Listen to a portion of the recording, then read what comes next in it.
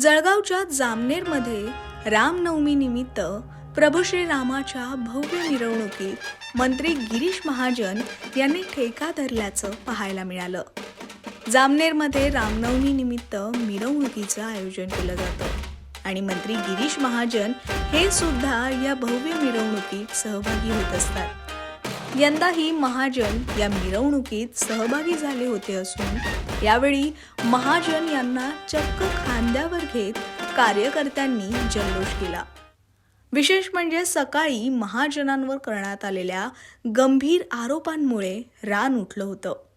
राष्ट्रवादी शरद पवार गटाचे ज्येष्ठ नेते एकनाथ खडसे यांनी सुद्धा महाजनांवर तोफ डागली होती. यानंतर महाजनांकडूनही या आरोपांना प्रत्युत्तर देण्यात आलं. त्यामुळे सकाळपासूनच जळगावात राजकीय वातावरण चांगलंच तापलं होतं. मात्र रात्री हे सारं बाजूला ठेवून महाजनांनी या मिरवणुकीत जल्लोष केला. प्रभू श्रीरामाच्या भक्तिगीतांवर गिरीश महाजन यांनीही जोरदार नृत्य केल्याचं पाहायला मिळालं. कार्यकर्त्यांच्या खांद्यावर बसून तसंच डोक्याला भगवा फेटा बांधून महाजनांनी यावेळी ठेका धरला होता.